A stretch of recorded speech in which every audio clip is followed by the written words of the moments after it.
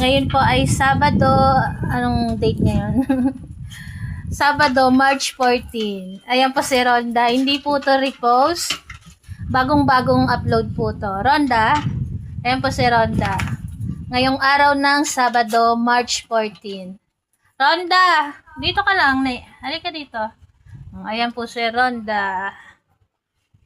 Sa mga nagtatanong po kung bakit hindi pa siya napapasok, sa palagi ko pong pinapaliwanag, kasi nga po hindi pa siya okay, hindi pa po nababaksin ng anti-rabies. Gusto po namin bago siya isama dito sa aming mga fur babies, mabaksinan po siya ng anti-rabies. Kasi nga po dati, naka-encounter kasi siya na tingin namin, merong rabies kaya namatay yung mga fur babies dito sa ilan sa kapitbahay namin.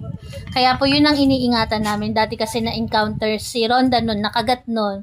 Tapos kasi yung aso ng kapitbahay namin, tulad po ni na Jackie, ni na Mina, bago sila namatay, para po silang naulol. Ganun yung nangyari.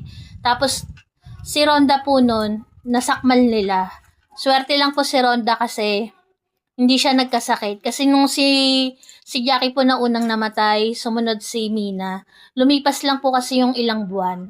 Hindi po siya agad-agad tumatalab. Ilang buwan po kasi lumipas bago nauulol yung sumunod na kinagat nila. Ganun yung nangyari. Kaya po ngayon, nagsisigurado muna kami kay Ronda na hindi mangyayari kay Ronda yun na ganun yung mangyayari. Na bigla-bigla na lang siyang mauulol.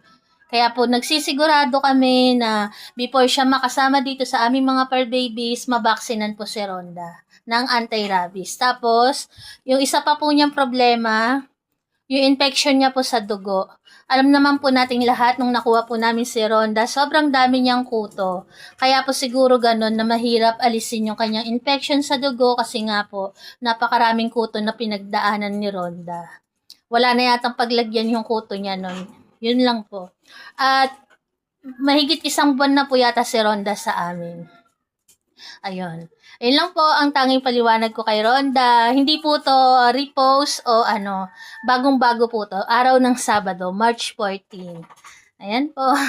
Ayan sila Ayan si Shelo. Ayan po yung aming mga fur babies. Ayun yung iba. Ronda! Ronda, halika dito, Ronda! Nasa si Ronda? Ronda! Halika dito, ne. Ayan po si Ronda,